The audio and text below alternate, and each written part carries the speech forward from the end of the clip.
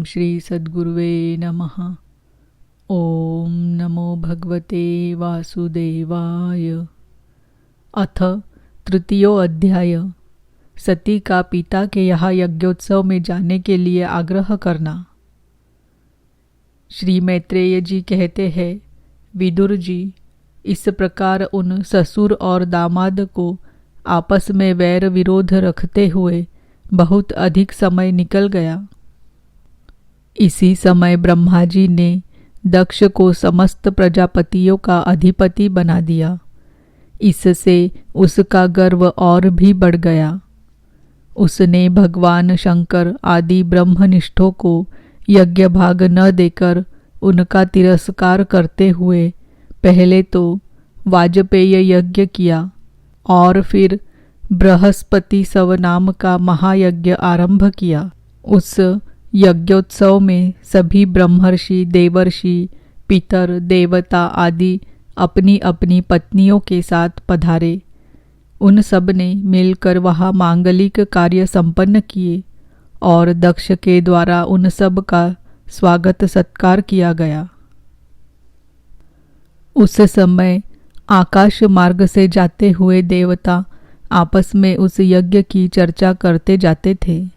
उनके मुख से दक्ष कुमारी सती ने अपने पिता के घर होने वाले यज्ञ की बात सुन ली। उन्होंने देखा कि हमारे निवास स्थान कैलाश के पास से होकर सब ओर से चंचल नेत्रों वाली गंधर्व और यक्षों की स्त्रियां चमकीले कुंडल और हार पहने खूब सज धज कर अपने अपने पतियों के साथ विमानों पर बैठी उस यज्ञोत्सव में जा रही है। इससे उन्हें भी बड़ी उत्सुकता हुई और उन्होंने अपने पति भगवान भूतनाथ से कहा। सती ने कहा, वामदेव, सुना है इस समय आपके ससुर दक्ष प्रजापति के यहाँ बड़ा भारी यज्ञोत्सव हो रहा है। देखिए, ये सब देवता वही जा रहे हैं। यदि आपकी इच्छा हो तो हम भी चले। इस समय अपने आत्मियों से मिलने के लिए मेरी बहनें भी अपने अपने पतियों सहित वहाँ अवश्य आएंगी।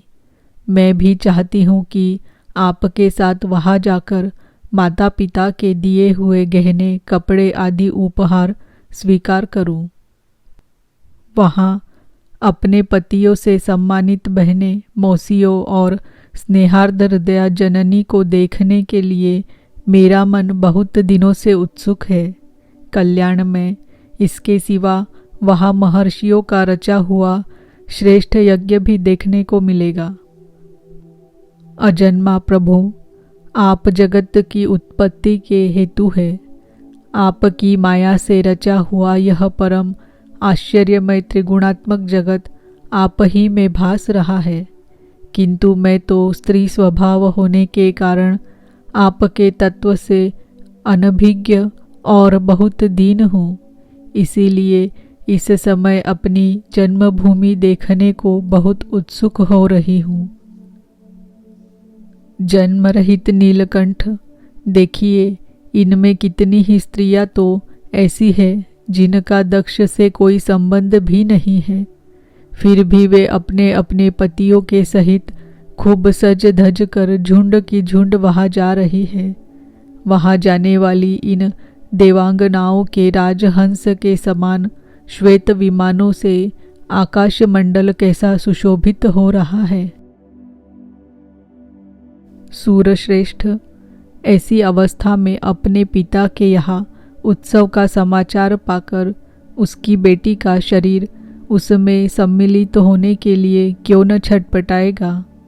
पति, गुरु और माता पिता आदि सहृदयों के यहाँ तो बिना बुलाए भी जा सकते हैं। अतः देव, आप मुझ पर प्रसन्न हो। आपको मेरी यह इच्छा अवश्य पूर्ण करनी चाहिए। आप बड़े करुणामय हैं, तभी तो परम ज्ञानी होकर भी आपने मुझे अपने आधे अंग में स्थान दिया है। अब मेरी इस याचना पर ध्यान देकर मुझे अनुग्रहित कीजिए। श्री मैत्रेय जी कहते हैं, प्रिया, सती जी के इस प्रकार प्रार्थना करने पर अपने आत्मियों का प्रिय करने वाले भगवान शंकर को दक्ष प्रजापति के उन मर्म भेदी दुर्वचन रूप बाणों का स्मरण हो आया जो उन्होंने समस्त प्रजापतियों के सामने कहे थे। तब वे हंसकर बोले। भगवान शंकर ने कहा, सुंदरी, तुमने जो कहा कि अपने बंधुजन के यहाँ बिना बुलाए भी जा सकते हैं, सो तो ठीक है, किंतु ऐसा तभी करना चाहिए जब उनकी दृष्टि अतिशय प्रबल देहाभिमान से उत्पन्न हुए मद और क्रोध के कारण द्वेष दोष से युक्त न हो गई हो। विद्या, तप, धन, सुदृढ़ शरीर, युवावस्था और उच्च कुल, ये 6 सत्पुरुषों के तो गुण हैं, परंतु नीच पुरुषों में ये ही अवगुण हो जाते हैं, क्योंकि इनसे उनका अभिमान बढ़ जाता है और दृष्टि दोष युक्त हो जाती है एवं विवेक शक्ति नष्ट हो जाती है। इसी कारण वे महापुरुषों का प्रभाव नहीं देख पाते। इसी से जो अपने यहाँ आए हुए पुरुषों को कुटिल बुद्धि से भौ चढ़ाकर रोष भरी दृष्टि से देखते हैं, उन अव्यवस्थित चित्त लोगों के यहाँ ये हमारे बांधव है ऐसा समझकर कभी नहीं जाना चाहिए। देवी, शत्रुओं के बाणों से बिंध जाने पर भी ऐसी व्यथा नहीं होती जैसी अपने कुटिल बुद्धि स्वजनों के कुटिल वचनों से होती है, क्योंकि बाणों से शरीर छिन्न भिन्न हो जाने पर तो जैसे तैसे निद्रा आ जाती है, किंतु कुवाक्यों से मर्मस्थान विद्ध हो जाने पर तो मनुष्य हृदय की पीड़ा से दिन रात बेचैन रहता है।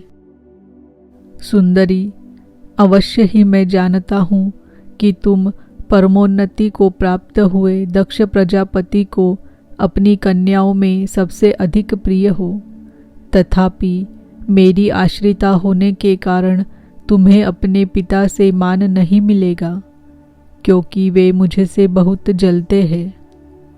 जीव की चित्तवृत्ति के साक्षी अहंकार शून्य महापुरुषों की समृद्धि को देखकर जिसके हृदय में संताप और इंद्रियों में व्यथा होती है, वह पुरुष उनके पद को तो सुगमता से प्राप्त नहीं कर सकता, बस दैत्यगण जैसे श्रीहरि से द्वेष मानते हैं वैसे ही उनसे कुढ़ता रहता है। सुमध्य में तुम कह सकती हो कि आपने प्रजापतियों की सभा में उनका आदर क्यों नहीं किया, सो ये सम्मुख जाना, नम्रता दिखाना, प्रणाम करना आदि क्रियाएं जो लोक व्यवहार में परस्पर की जाती है, तत्वज्ञानियों के द्वारा बहुत अच्छे ढंग से की जाती है। वे अंतर्यामी रूप से सबके अंतकरणों में स्थित परम पुरुष वासुदेव को ही प्रणाम आदि करते हैं, देहाभिमानी पुरुष को नहीं करते। विशुद्ध अंतकरण का नाम ही वासुदेव है, क्योंकि उसी में भगवान वासुदेव का अपरोक्ष अनुभव होता है। उस शुद्ध चित्त में स्थित इंद्रियातीत भगवान वासुदेव को ही मैं नमस्कार किया करता हूँ। इसीलिए प्रिय, जिसने प्रजापतियों के यज्ञ में मेरे द्वारा कोई अपराध न होने पर भी मेरा कटु वाक्यों से तिरस्कार किया था, वह दक्ष यद्यपि तुम्हारे शरीर को उत्पन्न करने वाला पिता है, तो भी मेरा शत्रु होने के कारण तुम्हें उसे अथवा उसके अनुयायियों को देखने का विचार भी नहीं करना चाहिए। यदि तुम मेरी बात न मानकर वहाँ जाओगी तो तुम्हारे लिए अच्छा न होगा, क्योंकि जब किसी प्रतिष्ठित व्यक्ति का अपने आत्मीय जनों के द्वारा अपमान होता है, तब वह तत्काल उनकी मृत्यु का कारण हो जाता है। इति श्रीमद्भागवते महापुराणे पारमहंस्यां संहितायां चतुर्थ स्कंधे उमा रुद्र संवादे तृतीयो अध्यायः। ओम नमो भगवते वासुदेवाय। ओम नमो भगवते वासुदेवाय। ओम नमो भगवते वासुदेवाय।